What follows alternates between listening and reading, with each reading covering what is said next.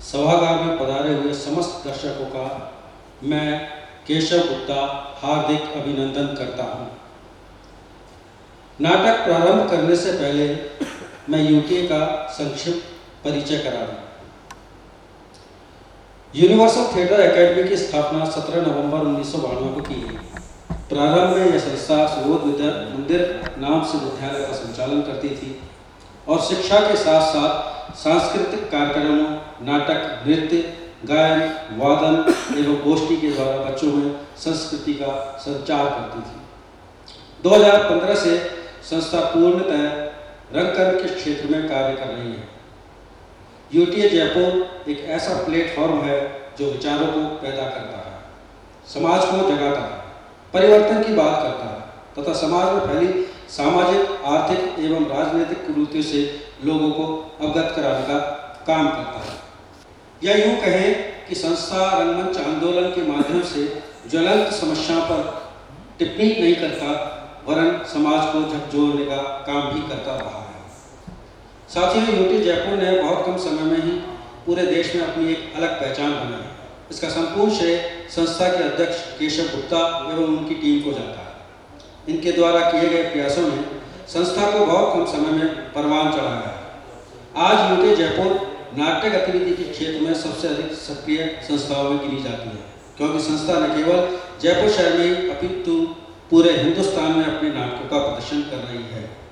नाट्य कार्यशाला, नाट्य प्रस्तुतियाँ, नुक्कड़ नाटक, संगोष्ठियाँ, UTA short play festival, UTA बहुभाषीय मरुनाट्य महोत्सव आदि अनेक प्रदर्शन संस्था को अपने मकसद में कामयाब कर रहे हैं। मित्रों, संस्था ने रंगमंच के क्षेत्र में अपनी शुरुआत संस्था अध्यक्ष केशव गुप्ता के निर्देशन में नाटक बेबी तुम नादान से की। तत्पश्चात संस्था ने निरंतर कार्य करते हुए केशव गुप्ता के निर्देशन में ही नाटक सिंहासन खाली है, ओ मेरे सपने, घालमेल पार्टी, प्रेत का बयान, काया में काया, दरोगा जी चोरी हो गई, जैसा तुम कहो, अंत हाजिर हो, रत्नगर्भा एवं दूसरा अध्याय के अनेक सफल प्रदर्शन जयपुर एवं राजस्थान के अन्य शहरों में किए। इतना ही नहीं, संस्था ने नए युवा निर्देशकों को प्लेटफॉर्म देते हुए उन्हें आमंत्रित कर अनेक नाटक करवाए। इनमें सुहागा, मौत के साए में, नानी बाई रामायण, बाजे ढिंडोरा और खून का रंग, दयाशंकर की डायरी, आफ्टर डेथ, मुक्ति और द रिलेशन आदि अनेक नाटक शामिल हैं। आपसे 15 मिनट और लेंगे, एक रंग संवाद हम करेंगे। जो वरिष्ठ रंगकर्मी हैं, वरिष्ठ सेट डिजाइनर हैं, मैं उनसे आग्रह करूंगा कि मंच पर पधारें।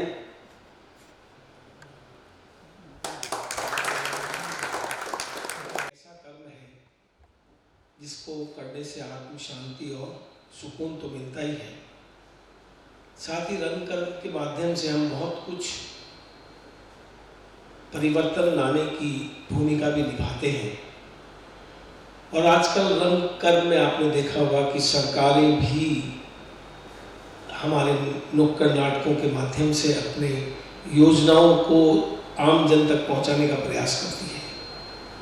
तो रंग कर्म अपने आप में मैं तो बहुत सौभाग्यशाली समझता हूँ कि हमें इससे जुड़ने का मौका मिला। आज कम से कम 45 साल से ऊपर हो गए इस क्षेत्र में काम करते हुए। 1974 में यहाँ पर त्रिमूर्ति ने कैंप आयोजित किया था, वो ज्वाइन किया। तब ज्वाइन किया तो घर वालों ने बता दिया था कि भाई तुम भांड हो क्या यार, क्योंकि उस वक्त भांड कहा जाता था कि आप कहीं करने जाते हो जिसमें महिलाओं का पात्र निभाना तो बहुत दूर का काम था। पर हम जुड़े, फिर जब यहाँ दूरदर्शन आया तो हमारा पहला वहाँ पर 31 का प्रोग्राम हुआ, उसमें हमको देखा। दूरदर्शन के अलावा कोई चैनल नहीं होता था, तो दुनिया ने देखा उसको। तो रिश्तेदारों ने घर वालों से कहा कि भैया आपके लड़के को देखा। उस दिन का दिन है, आज का दिन है, कभी पीछे पलट कर नहीं देखा। अपने घर वालों ने कभी ऑब्जेक्शन किया। इस क्षेत्र ने रंग कर्म ने हमको बहुत प्रसिद्धि दी, नाम दिया, शौहरत दी और आज हम यहाँ हैं। तो मैं साक्षी जी आपसे ये पूछता हूँ कि आपकी शुरुआत रंगकर्म से कैसे हुई और कैसे जुड़ी आप इससे? ये वो सवाल है जिससे मैं हमेशा दूर भागती हूँ, क्योंकि इसकी शुरुआत एक्चुअली मेरा कभी इंटरेस्ट ही नहीं था थिएटर में। मैं मीडिया स्टूडेंट थी, journalism and mass communication background था। और उसके बाद मेरे एक मित्र हैं सुनील चौहान, तब वो मित्र थे, अभी वो मेरे हस्बैंड हैं, जिन्होंने लाइट भी की है अभी। तो उन्हीं की वजह से मैं जो आज हूँ वो उन्हीं की वजह से हूँ। उन्होंने ही मेरा इंटरेस्ट डेवलप किया थिएटर में और हमेशा मेरे साथ खड़े रहे और हमेशा मुझे पुश करते रहे आगे बढ़ने के लिए कि तुम्हें जो भी करना है तुम करो, और थिएटर तुम अच्छा करती हो या अच्छी समझ रखती हो तो मैं चाहता हूँ तुम डेवलप करो उसको। अच्छा है आप रंगकर्म से जुड़ी। अब तक आपने कितना काम ऐसा किया और कितने लोगों को इसके लिए प्रेरित किया कि वो रंगकर्म से जुड़े? कभी सोचा आपने? थिएटर मैं 2018 से कर रही हूँ और हमारा एक ग्रुप है दिल्ली में, dramaturgy arts and culture society.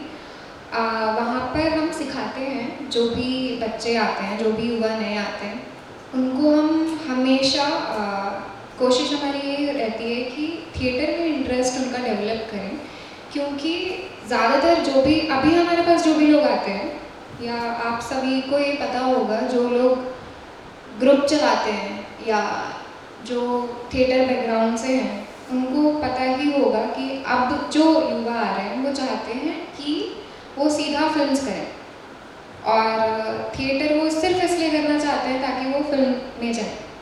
तो हमारी कोशिश, मेरी ही नहीं, ड्रामाटर्जी थिएटर ग्रुप की ही कोशिश रहती है कि ज़्यादा से ज़्यादा थिएटर को दूर दूर तक पहुंचाया जाए। इसलिए हम कोशिश करते हैं कि सिर्फ दिल्ली में नाटक ना करें, दिल्ली से बाहर भी जाएं और थिएटर को जितना बाहर पहुंचा सकते हैं पहुंचाएं। तो जो मेरी जर्नी थी 2018 से जो शुरू हुई थी, उसके बाद मैं चली गई थी DNA, आपने अगर सुना हो, ड्रामा स्कूल लखनऊ में है, भारतीय हिंदू नाट्य अकेडमी। वहाँ मैंने सीखा और 2 साल दिए, जहाँ मैंने डिज़ाइन एंड डायरेक्शन में डिप्लोमा किया और उसके बाद मैं नाटक कर रही हूँ अभी तक। बहुत अच्छी बात है कि आपने 2018 से जर्नी को शुरू किया और इस मुकाम तक पहुंची। ये सिर्फ एक रंगकर्मी कर सकता है। मैं आपसे ये पूछना चाहता हूँ कि देखिए, आपने थिएटर देखा होगा, 18 से तो जुड़ी हैं आप, पर मैं आपको बताता हूँ कि आज से जब हम 45 साल पहले की बात करते हैं, उस वक्त थिएटर और आज के थिएटर में बहुत अंतर हो गया। उस वक्त कम संसाधनों में नाटक होते थे, आज बहुत सुविधाएं हैं, हर चीज़ आपको उपलब्ध होंगी। उस वक्त स्क्रिप्ट मिलना ही बहुत टेढ़ा काम होता था।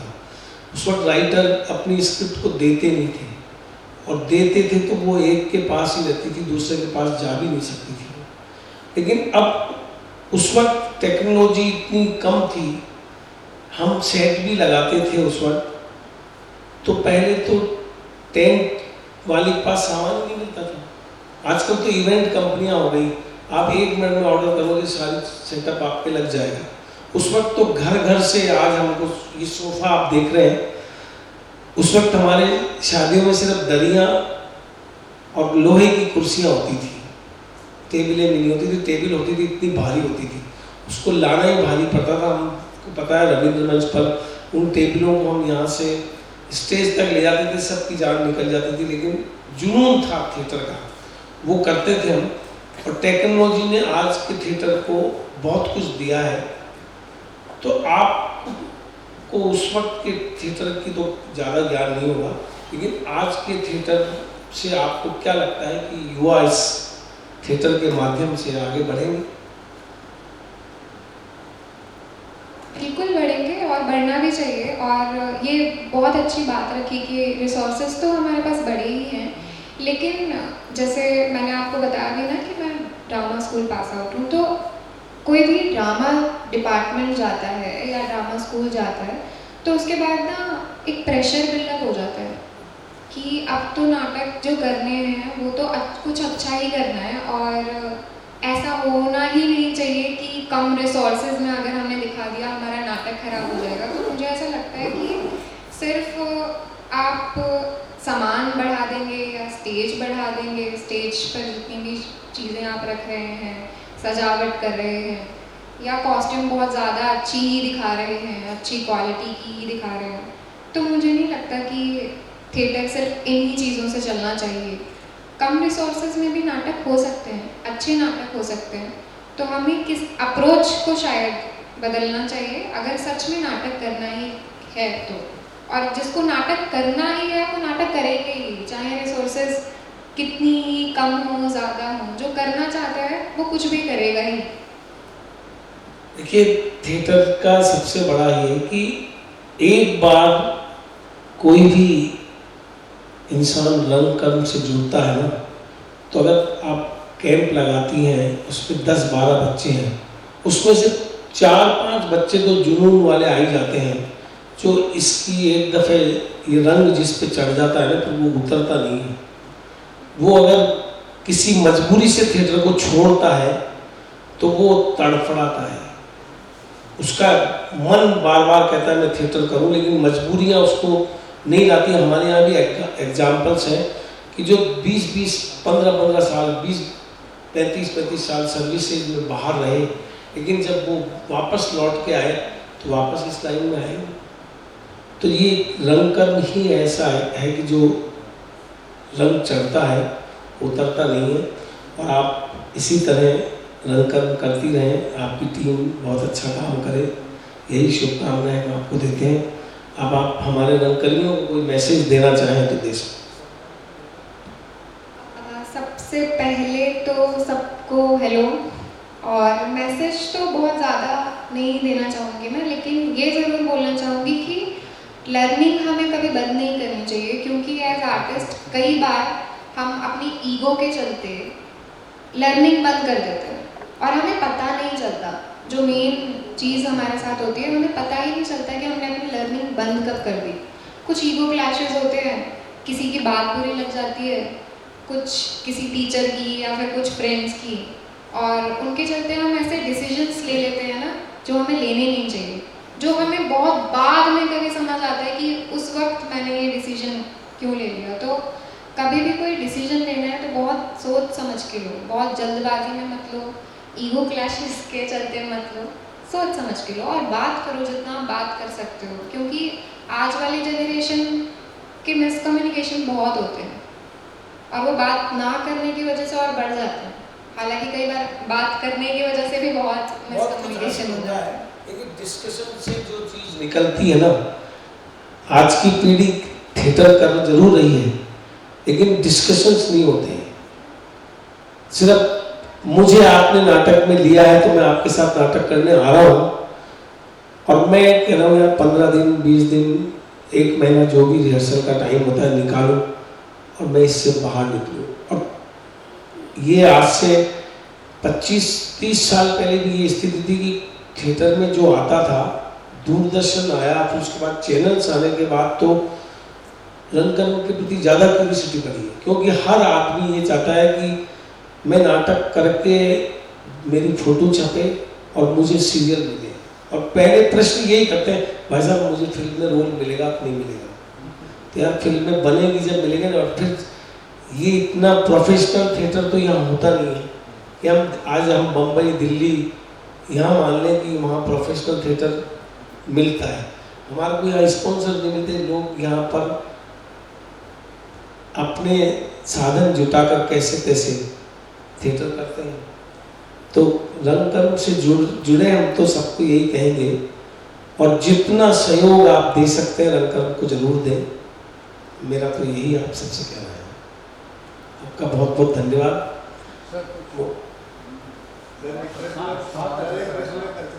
हाँ बिल्कुल बताइए। ओपन कोई बात करना चाहे तो उनको कर सकते हैं। मैं महसूस करता हूँ मैं महसूस करता हूँ हेलो। मैं महसूस करता हूँ कि आज का थिएटर सामाजिक व्यवस्थाओं के बारे में थोड़ा कम प्रदर्शित होता है। जैसे एक परिवार में पिता पुत्र के संबंधों के बारे में, उनके जो संबंध हैं उनमें बिखराव आता जा रहा है, परिवार में बिखराव आता है। इन सब के बारे में मैं बहुत कम थिएटर देखता हूँ। नंबर 2, जीवन शैली के बारे में। आज जो जीवन शैली युवा वर्ग की होती जा रही है, पहले उठना, जीवन शैली को स्वस्थ नहीं रखना, अपने आप को स्वस्थ नहीं रखना, इससे पूरे समाज में और पूरे परिवारों में एक तनाव की स्थिति आ गई है। बच्चे लोग भी अभी तनाव में अपना जीवन व्यतीत करते हैं। तो मैं ये आपसे निवेदन करता हूँ, आप लोग इसके बारे में लिखें और ज़्यादा से ज़्यादा समाज को वो चीज़ दें। इस तरह के नाटक होते हैं सर, मैं ये बताना चाहती हूँ बस। और अभी हमारा नेक्स्ट शो है संध्या छाया का, वो परिवार के ऊपर ही है, तो आप प्लीज़ देखिएगा। मैं नहीं कह रही हूँ कि आप ड्रामाटर्जी ग्रुप का ही देखें, आप संध्या छाया जैसे नाटक और देखें, आधे अधूरे जैसे नाटक और देखें, जो परिवार पर बने हुए हैं। परिवार के बारे में बहुत कुछ आपको जानने को मिलेगा और मैसेज भी बहुत है उसमें। इस तरह के और भी नाटक हैं, ये तो सिर्फ एग्जाम्पल है, और ज़रूर इस तरह के नाटक हम ज़रूर करते रहेंगे। देखिए, पहले भी सामाजिक कुरीतियों और समाज पारिवारिक नाटकों का मंचन खूब हुआ है और आज भी हो रहे हैं, लेकिन समय का परिवर्तन है सर। इसमें समय का बदलाव ऐसा आया है कि लोग उन नाटकों को पसंद नहीं करते। ये परिवर्तन, आज की जो हमारी समस्या है उनको उठाकर भी हम थिएटर वाले कुछ करना चाहते हैं ना, तो वो स्वीकार नहीं करते। उसको चाहिए पूरा बॉलीवुड वाला काम चाहिए, हाई फाई चाहिए, लाइट्स का खेल चाहिए, साउंड तेज होना चाहिए। ऐसे प्रोग्राम भी ऐसे ही पसंद आते हैं। और थिएटर में आप कभी भी देखना, आप जहाँ भी थिएटर हो उसमें पारिवारिक नाटक महीने में 1-2 जरूर होते हैं और मैसेज वाले होते हैं। अच्छे अच्छे राइटरों के नाटक हैं, वो यहाँ पर परफॉर्मेंस हुए हैं और आगे भी होंगे। और कहानी तो हर घर घर की है सर। तो इन जो आप बता रहे थे परिवार की बातों को, वो सब उजागर करते हैं और उससे चेतना भी आती है, लोग अवेयर भी होते हैं। तो बिल्कुल करेंगे सर हम। सर धन्यवाद आपका इस तरह का प्रश्न रखने का, और मैं बिल्कुल एग्री करता हूँ कि कम होते हैं, वाकई कम होते हैं। अगर हम आधे अधूरे की बात करते हैं तो 1974-58 का लिखा हुआ है ना, मैं जो आप कहना चाह रहे हैं, आज के परिवेश में वो चीज़ें कम होती हैं, उतनी गहराई से नहीं, और जिस हिसाब से माहौल बदल रहा है ना, जाहिर समय बदलाव नहीं दिखाया जा रहा, और आधे अधूरे हो रहा तो उसी स्टाइल में उसी तरह से होगा। आज के दिन पर दिन टेक्नोलॉजी बदलती जा रही है, तो उस परिवेश का वो मतलब बनता नहीं है। टेक्नोलॉजी की बात मैंने आपसे भी कहा कि उस वक्त में आज के थिएटर में राइट क्योंकि समय का परिवर्तन हुआ है।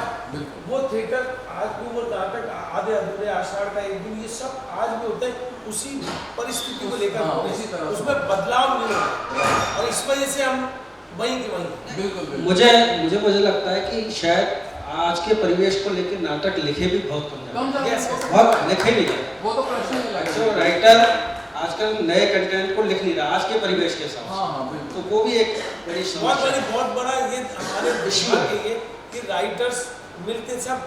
अब ये थिएटर वाले, हम अगर बुक शॉप जाते हैं सर, तो हमको पुराने ही नाटक मिलते हैं, पुराने मिलते हैं। सही बात। अभी हमने मतलब आप देखिए कहानियां हैं, लोग अडप्टेशन कौन करे? अडप्टेशन आप कोई करते हैं तो अडप्टेशन करने के लिए, आप कहानी को नाटक बनाने के लिए भी तो राइटर चाहिए सर, तो वो मिलते नहीं है। और पुराने लोगों को हमको मजबूरी में वहाँ जाना पड़ता है। फिर क्या करें? ये थिएटर करेंगे, अब ये देखेंगे इनको सामाजिक करना है कि या इनके पास में किसी ने कहा साहब आप आज आ गए तो ये जाएंगी दुकान से खरीदेंगी, स्क्रिप्ट मिले ना मिले, फिर ये 10 जनों से बात करेंगी, ऐसे तो अरेंज होता है। नहीं, मुझे लगता है वैसा ये नए कंटेंट लिखे नहीं जा रहे। नहीं लिखे, बिल्कुल नहीं लिखे। राइटर तो है ही नहीं। हम तो ढूंढ के परेशान हो गए कि कई बार नई चीजें लेके आए। कोई जो भी बहुत सारे इश्यूज हैं आज के वर्तमान युग में, बहुत सारे इश्यूज हैं जो नहीं कर पा रहे। चलिए इस वाले नाटक के संबंध में आते हैं। Sakshi, thank you very much for presenting such a nice play. एक चीज़ सुनील आपके हस्बैंड के लिए भी, कि अभी तक हम यही सुनते थे एक सफल आदमी के पीछे एक औरत का हाथ होता है, तो आपने उसको बताया कि मेरे पीछे जो है मेरे बीइंग अ हस्बैंड मेरे को थोड़ा सा लगा अच्छा। Right, okay. दूसरी चीज़ आपने जैसे बताया कि you are BNA pass out in designing, और फिर आपने कहा कि डिज़ाइन के बिना भी नाटक हो जाते हैं, जैसे मतलब कम से कम डिज़ाइनिंग के साथ आप कर सकते हैं संसाधनों की कमी में, वो वाली बात। मेरा प्रश्न ये है आपसे कि इस नाटक में जो खास तौर पर जो अभिनय पद्धति, जो आपने अभिनय का स्टाइल रखा है, एक्टिंग स्टाइल, वो नाटक पढ़ते टाइम या उसके बाद आपने जब मंथन किया और फिर आपको लगा कि ये इस स्टाइल में नाटक किया जाए तो ज़्यादा अच्छा रहेगा, इंस्पाइट ऑफ कि वो पद्धति कुछ और होती, मतलब ओवर ड्रामेटिक होता है, वैसा भी हो सकता था कोई बड़ी चीज़ में। तो ये एक प्रश्न है। दूसरा प्रश्न उसी से जुड़ा हुआ है कि जिसमें आप बताएंगे कि रियलिस्टिक हमने क्यों रखा उसको बेसिकली, और एक्टर से रिलेटेड मेरा प्रश्न है कि रियलिस्टिक आपने रखा, कहीं कहीं मुझे ऐसा महसूस हुआ कि वो कहीं कुछ डायलॉग या कुछ शब्द जो है वो समझ नहीं आए रियलिस्टिक होने के लिए, या वो अभिनेता का मैं कहूँगा थोड़ा सा लूप होना। ये इसका मैं बहुत ऑनेस्ट आंसर देना चाहती हूँ। हम लोगों के पास नाटक था, वो एक जिंदा आदमी की एक स्क्रिप्ट थी, कम पात्रों में हम नाटक ढूंढ रहे थे, और अचानक से हमारे पास एक अपॉर्चुनिटी आई, जिसको हम सिर्फ अपॉर्चुनिटी तो नहीं बोल सकते, इसे बहुत अच्छी स्टोरी टेलिंग के साथ वैसे सुनील जी बता सकते हैं, लेकिन मैं ही बता रही हूँ। हुआ ये था कि हमें केवल 3 दिन के अंदर एक नाटक परफॉर्म करना था। आप सभी जानते होंगे अलवरंगम के बारे में, है ना? तो वहाँ पर रेगुलर शोज हो रहे हैं। अब रेगुलर शोज चलते, अब 100 नाटक हो रहे हैं, और वहाँ से ना अचानक से कोई अगर बैकआउट ले रही है, कोई टीम अगर अचानक से चली जा रही है, तो देशराज सर ने बोला हुआ था कि अगर ऐसा कुछ भी होगा तो प्लीज़ आप तैयार रहना। तो ऐसे हम कई बार तैयार रह चुके थे और हमारे सारे नाटक समाप्त हो गए थे वहाँ पर। तो हमें 3 दिन में एक बार फिर से ये अपॉर्चुनिटी आई अचानक से, और हमारे लिए ये अपॉर्चुनिटी बहुत प्रेशर था, क्योंकि हमें एक नाटक बनाना था और हमारे पास समय नहीं था। तो ये जो भी कास्ट है हमारी, मैं उसके लिए एक बार ज़रूर, पहले आप बात सुनो उसके बाद ही बोलूँगी आपको तालियां बजाने के लिए कास्ट के लिए। तो ये नाटक केवल 3 दिन में तैयार हुआ, जिसकी मैंने सिर्फ 1 से 2 रिहर्सल देखी होंगी। एक रिहर्सल हो गई थी जब शो था अलवरंगम में, तब फाइनल रिहर्सल उसको बोला जाएगा। तो ये बहुत जल्दबाजी में नाटक बना है, तो इसके पीछे बहुत ज़्यादा दिमाग लगाया ही नहीं गया, बहुत जल्दबाजी में होता। और रियलिस्टिक इसलिए रखा क्योंकि उस टाइम बहुत इजी है, जल्दी में अगर हमें नाटक बनाना है तो अब इसमें हम कुछ और जो भी ऐड ऑन कर सकते हैं वो अभिनेताओं को देखकर कर सकते हैं कि क्या जल्दबाजी में कैसे बनेगा। और एक और चीज़, इसकी जो कास्ट थी वो भी बदली है अभी। ये वैसे ये वाली चीज़ें मैं ना एज एक्सक्यूज़ लेती हूँ एज एन आर्टिस्ट, कि हमारा आर्टिस्ट बदल गया तो नाटक तो करना ही है, लेकिन हम कितना ही इसको एज एक्सक्यूज़ लेके चले, ये परेशानियों का सामना हम करते रहते हैं। और जब हम सामना करते हैं तो एक चीज़ ये भी आती है कि अब हमने तो कर दिया, लेकिन ऑडियंस तो एक्सक्यूजेस के लिए नहीं बैठी है, वो तो देखना ही चाहते हैं। तो ये चुनौती लेते हुए ये नाटक परफॉर्म हुआ है, और इसमें एक लड़का है जिसके अभी असाइनमेंट्स उसको बनाने हैं जो पूरे भी नहीं हैं। कल उसके एग्ज़ाम है, 2 एग्ज़ाम है उसके शायद कोई, और वो बेचारा अभी शूट करके आया था और उसने पहले रिहर्सल की थी।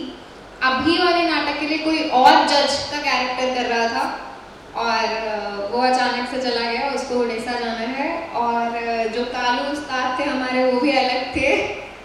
तो ये कुछ परेशानियां थी जिसके चलते हमने बनाया, और रियलिस्टिक इसलिए रखा ताकि जितना जल्दी हम बना सके उतना जल्दी बन जाए।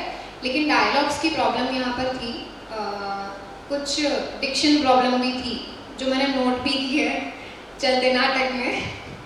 तो ये था। Thank you for being honest. Caste के लिए प्लीज एक बार तालियां बजा दें। बहुत मेहनत किया। देखिए, थिएटर का नाम ही है प्रॉब्लम में आप नाटक कर दें, क्योंकि ये परेशानियां सबके साथ होती है। कई बार आपको आपका नाटक किया हुआ है और कास्ट बदल जाती है, तो भी बदलती है, सबके बदलती है। तो बहुत अच्छी बात है, आपने बहुत अच्छा नाटक किया, हम बहुत आपके उसके लिए आभार व्यक्त करते हैं। और अब मैं माइक देता हूँ हमारे केशव। मैं गुजारिश करूँगा समाजी मंच पे आए और साक्षी जी का मोमेंटो देंगे।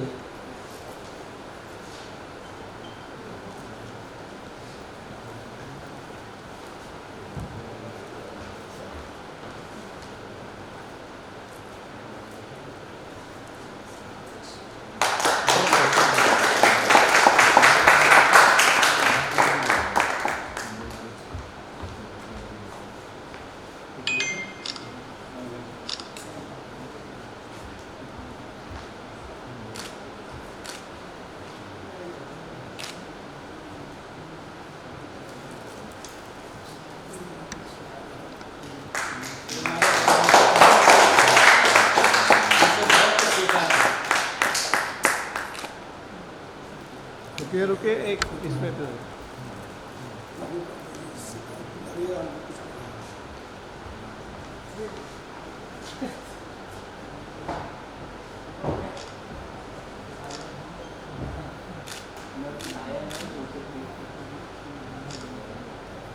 एक बार सारी टीम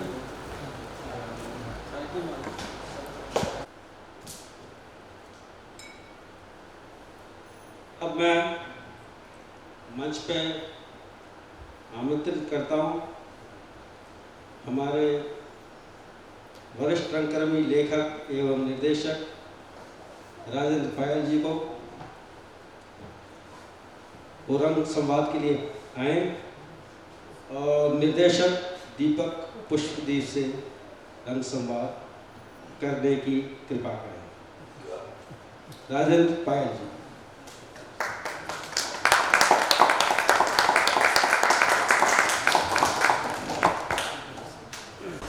आपने आज इस नाटक को करने की बात कैसे सोची? क्या देखा?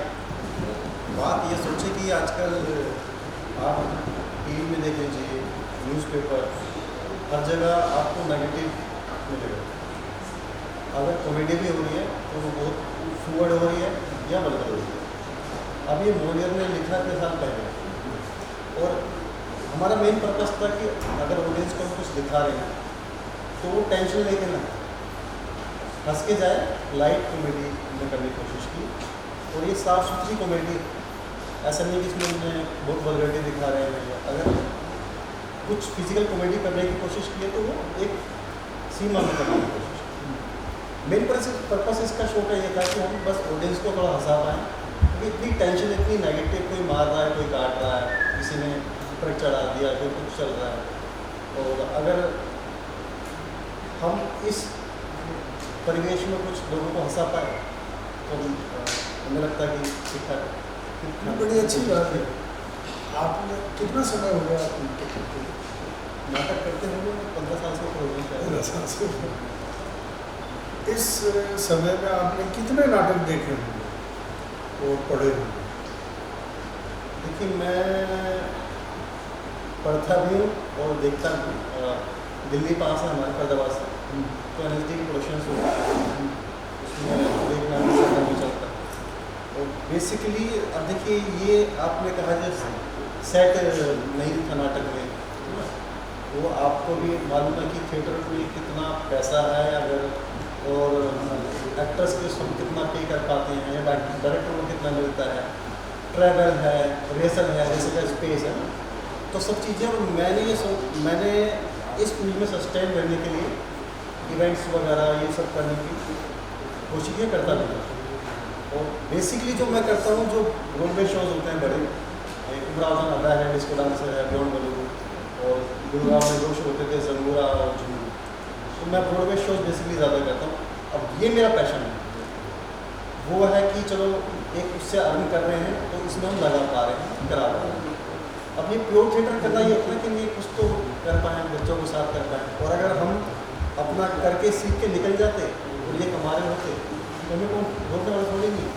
पर एक ये सोचे कि हमने जितना सीखा है अब चलो कमा पा रहे हैं, तो उन बच्चों के साथ टाइम स्पेंड करके थोड़ा पैसा खर्च करके उनके साथ काम कर सकते। ये बड़ी अच्छी बात सोच रहे हैं आप, मैं इस बात से बहुत सहमत हूँ। नाटक से पता नहीं कहाँ से ये बात चल गई, तो कुछ लोग होते हो जो नाटक से शायद कमा पाते होंगे, लेकिन मैं ये मानता हूँ कि आप जैसा कह रहे हैं हम किसी और फील्ड से कुछ कमाएं और करें तो समाज को सुसंस्कृत और सभ्य बनाने के लिए ये जो नाटक की आदत है ये समाज में डालें। जी जी। कुछ लाइव हो रहा है और यार बहुत दिन हो गए देखा नहीं। जैसे वही ने कहा मुझे कि एक दिन आप आएंगे अच्छा लगेगा, मैंने नाटक चुना, मैं कर चुका था नाटक, सारे मेरे अच्छे हुए, तो मेरी आदत में शुमार है। वैसे ही इतने इस कठिन समय में आप नाटक करते हैं, कैसे वही नाटक कर रहे हैं। इवन मैं तो उन बच्चों की भी तारीफ करता हूँ, इतने मुश्किल समय में रिहर्सल के लिए आना कितना कठिन है, कितनी दूर से लोग आते हैं, आना और जाना, शायद 1.5 घंटा इन्वेस्ट हो गया जीवन, एक दिन उतना हम दे नहीं पाते। और ये प्रयास कर रहे हैं कि ठीक है हम कमा कहीं से लेंगे, नाटक में आप इन्वेस्ट कर रहे हैं। जी, मैं बधाई देता हूँ आपकी इस भावना की कि सब समाज में हम एक आदत डाल सकें कि यार कुछ लाइव देखना, तो चलो नाटक। तो एक ये पर्पस भी है कि देखिए अब मान लो 10 बच्चे हैं, अगर ये नाटक करके कुछ सेंसिटिव बन पाए, अगर एक मजदूर है या एक कूड़ा बीनने वाला है या एक जो बाहर जो रेडी लगा रहा है, अगर ये खुद को उसकी जगह रख के देख पाए कि उसके मन में इमोशन क्या चल रहे हैं, तो मुझे लगता है कि अगर हम किसी की भावनाओं को समझ पाएँ और उससे हम अगर हम रिक्शे वाले को बोलते हैं आप एक रंगकर्मी से अगर वो रोकेगा रिक्शे वाले को, तो उसे बहुत तमीज़ से बात करेगा कि भैया वहाँ जाना है, कितने पैसे, वो कम भी नहीं करवाएगा, वो पूरे देगा पैसा, ठीक है, वो समझ सकता है। हमारे क्या 10 बच्चों में हम इमोशन जगा पाएँ एक सेंसिटिव कि समाज को लेके आपके अंदर कोई बंदा है, जैसे सब्जी वाला है या कोई भी है, कि वो क्या सोच रहा है, उसका वो जीवन कैसे चला रहा है, तो हमारी सहानुभूति बढ़ेगी उसके साथ। तो एक इमोशन डेवलप हो, अभी किसी से कोई लड़ाई कुछ बाहर बात हो जाए तो वो तुरंत गल निकाल के थप्पड़ मारना स्टार्ट कर दे, कुछ भी कर ले। एक रंगकर्मी सी लड़ाई होगी तो शायद वो बात को टाल दे, नहीं करेगा, क्योंकि वो इमोशन को पता है, उसे इमोशन को कैसे कंट्रोल करना है। तो ये रंगकर्मी ये नहीं कि उस नाटक कर लिया, एक्टिंग कर ली, इसे कमाने भी नहीं है, ये तो लाइफ है कि लाइफ हम कैसे चला पाएँ। आपने बड़ी अच्छा बात कही, रंगकर्मी है, बाहर निकला, देखा एक रिक्शे वाला है या कोई और मजलूम इंसान है, ज़रूरतमंद है, या उसके क्या इमोशंस होंगे, क्या बात होगी, हम उससे कैसे पेश आएंगे उसके साथ। आपको ये जो बहुत पैसे वाले लोग हैं, ये रंगकर्म की बिल्कुल मदद नहीं करते, इनको देख के आपके मन में भी भाव आता है किस तरह से इनको मोड़ा जाए किस तरह से मोड़ा जाए इनको, मतलब कि ये हेल्प कर पाएँ। सब चीज़ ये नहीं है कि पैसा दे दिया और वो कर दिया, वो भी नहीं है।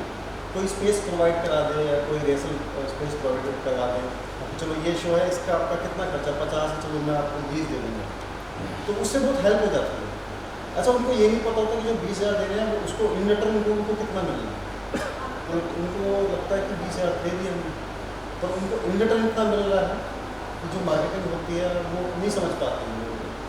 तो कई बार ऐसा हुआ है कि हमने कोई भी शो किया था तो वो 15 साल बाद मिला के कहता मैं आपको जानता हूँ, आपने वो शो किया था, मेरी शौक थी, आपने उसका प्रमोशन किया था, उसके बाद से हमारे पास लोग आते हैं तो मतलब उसको इज्जत से देखते हैं, अच्छा ये इन्होंने आर्टिस्ट को दिया। थोड़ा सा ये भी कई जगह देखने को मिला। बहुत अच्छी, बहुत अच्छी। क्या देखना चाहते हैं। जैसे मैं देखता हूँ मेरे साथियों के साथ में कई बार ये बात कही जाती है, दोस्तों आपने सुनिए, रंगकर्म बोले हम नाटक कर रहे हैं यार, कुछ बड़ा अजीब सा हो गया, फलाना तो नाटक करता था, नाटक करता करता वो टेलीविज़न की तरफ चला गया, नाटक करता करता वो फिल्म इंडस्ट्री में चला गया, ये तो बड़ा ख़राब हो, मतलब अच्छा नहीं हुआ। जबकि मैं ये मानता हूँ कि नहीं, ये अच्छा है। नाटक अभिनय सीखने की प्राथमिक पाठशाला है। तो प्राथमिक पाठशाला को उत्तीर्ण होने के बाद ऑब्वियसली विद्यार्थी अगले स्टेप पे जाएगा, जाना चाहिए। आप अपनी रंग यात्रा के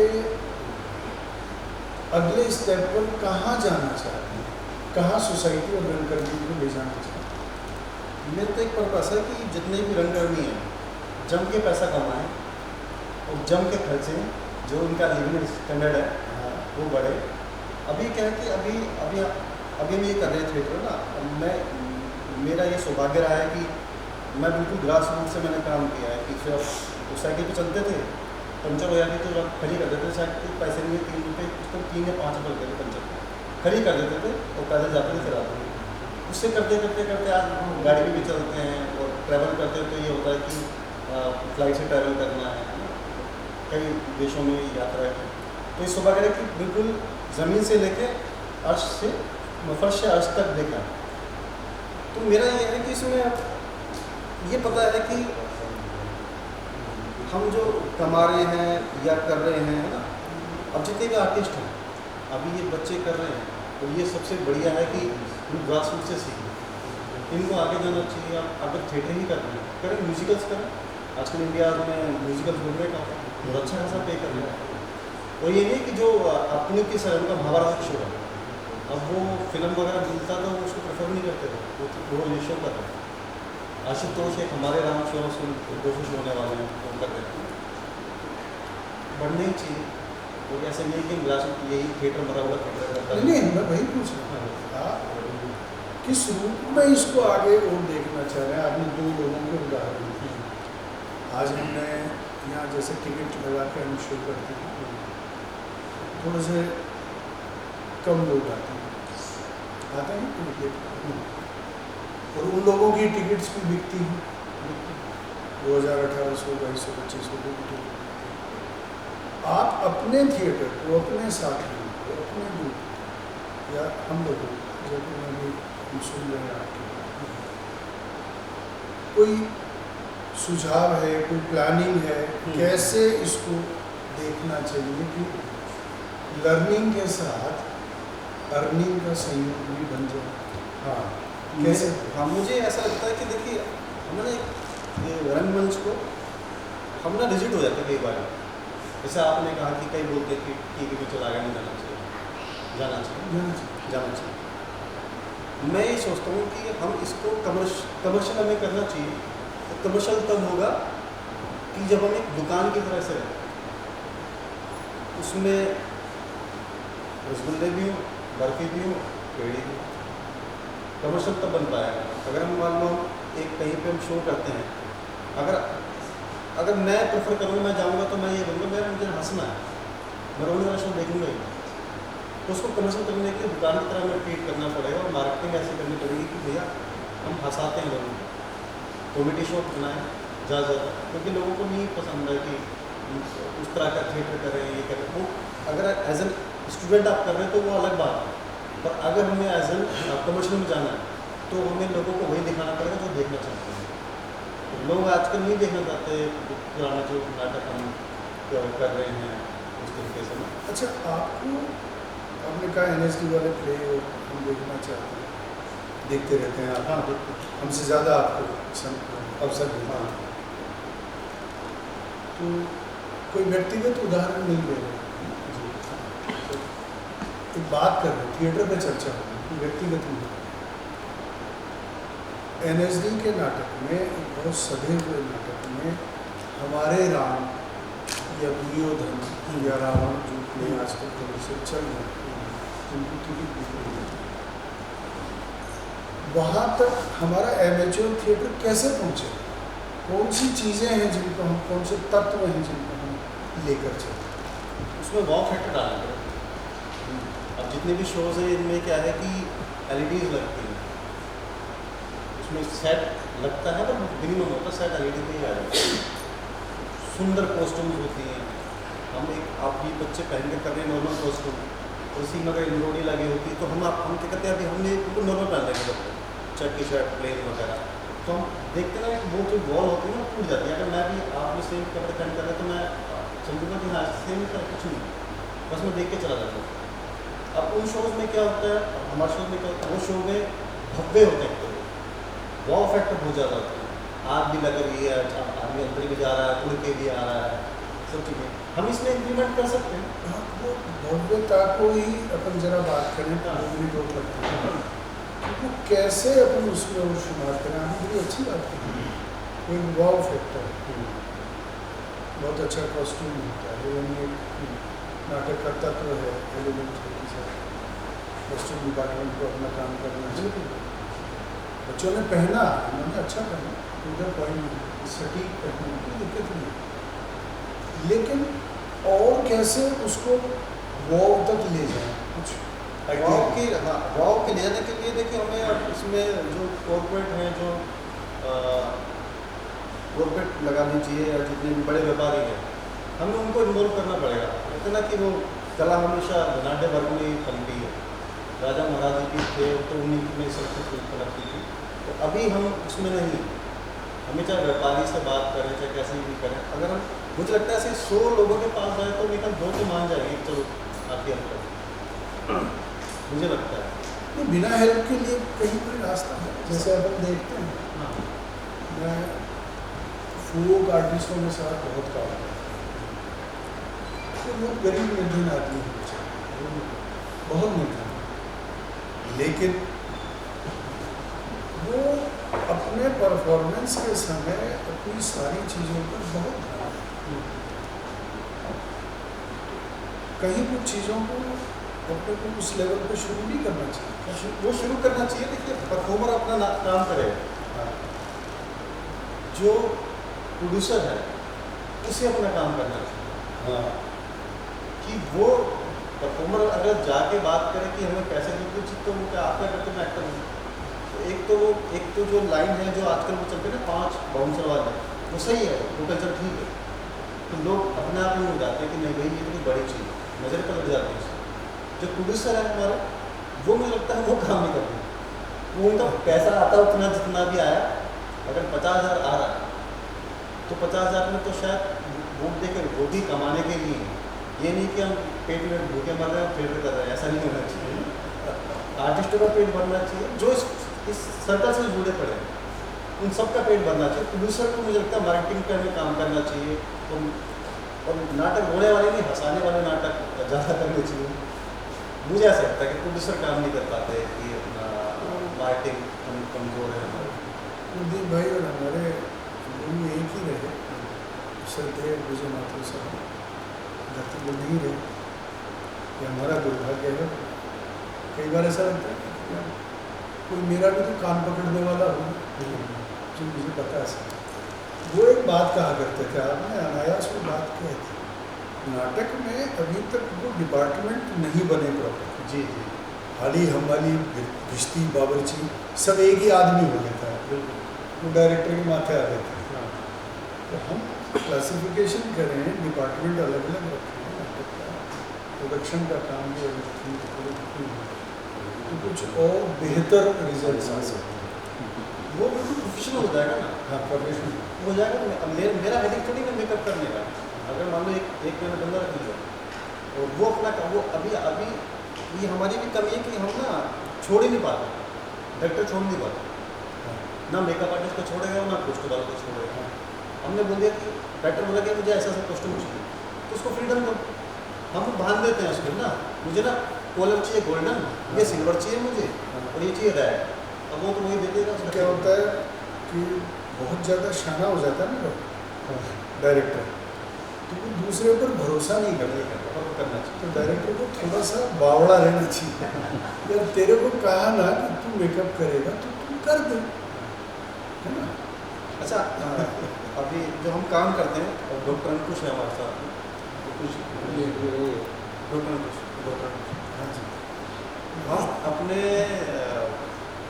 दो ग्रुप है, फोर्थ और अंकुश जी के काउंटर नंबर है साथ में जो हमारे आर्टिस्ट है ना, मैं बता रहा हूँ हम काम में बहुत ज़्यादा स्ट्रिक्ट रहते हैं काम में, पर हम इनको छोड़ कर खुला, हम इन्हें डमी नहीं बनाना।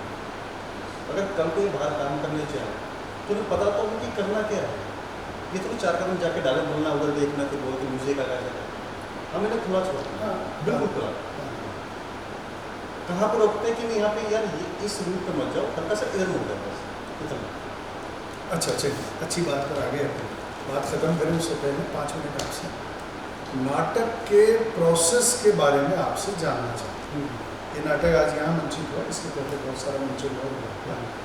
अब एक बार ज़रा हमारे साथियों को मुझे भी वापस से बताइए, इस नाटक को यहाँ तक लाने में आपने कैसे किया, प्रोसेस के अख्तियार?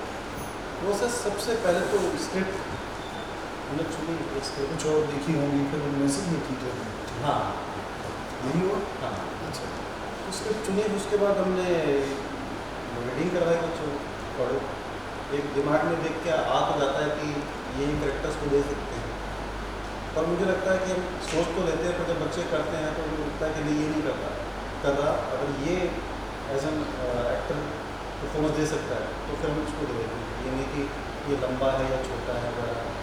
पर हमारे जो बच्चे वो इतने और हैं कि हम बोलते कि ये करना है तो वो कर दो। अच्छा, रीडिंग में से इस ग्रुप में से कुछ लोगों को हटाया जो ठीक से नहीं पढ़ पाए या कोई बात नहीं? डबल कहा तो 1-2 लोगों को हटाया, हाँ वो है अभी आगे भी है ही। हाँ उनसे कुछ और काम करवा लेते हैं उनसे हाँ प्रोवायन से है ना, और काम करवा लेते कि चल बाहर के जो काम है हाँ। या तो नाटक सीखने आ गया तो उसने बड़ी भारी गलती कर दी, जैसे हम लोगों ने की थी, जैसे मैंने की एक दिन, जैसे वही में कर दी बहुत शांति से। हम सब ने कहीं ना कहीं एक दिन गलती की थी। अभी मेरा ना एक बच्चा हमारे साथ में ये ललित है, ललित एक मिनट आना, ये ललित है, ललित नोटिया, ये स्टूडेंट है हमारा और DAV कॉलेज से। आप विश्वास नहीं मानोगे, तो सबसे हम प्राउड कर रहे थे, मैं रुकू जी आज बात कर रहे थे कि यार सबसे प्राउड बच्चा ललित है, ये अभी चल के आया ना, ये चल के आ नहीं सकता, बोल ही नहीं पाता। अभी जो नाटक हो रहा था ये प्रॉक्सी सब ये करता है, तो हमें लगा, मैंने कहा यार चाहे नाटक हो रहा अलग बात है, पर ये ललित को इतना में डेवलप हो गया, ये जुबान ही नहीं बोल पाता था, उसकी पर्सनैलिटी में ग्रोथ हो, बहुत ग्रोथ हो है ना। ये तो ये नाटक में किया, ये चमत्कार नाटक। वो भी एक्टिंग। अच्छा, रीडिंग की फिर उसके बाद में रीडिंग के बाद फिर मेरा यह है कि मैं ज़्यादा रीडिंग नहीं कर पाता। हाँ आप डायलॉग याद करो उसी का फ्लोर पे ही, ताकि उनके फिजिकल बॉडी में आ जाए कि ब्लॉगिंग वगैरह, मेरा ये प्रोसेस है। उसके बाद फिर म्यूज़िक के साथ करना, ब्लॉगिंग पे जाते हैं कि ये बोलते हैं, और उसके बाद ये इम्प्रोवाइज पे ज़्यादा रहता है।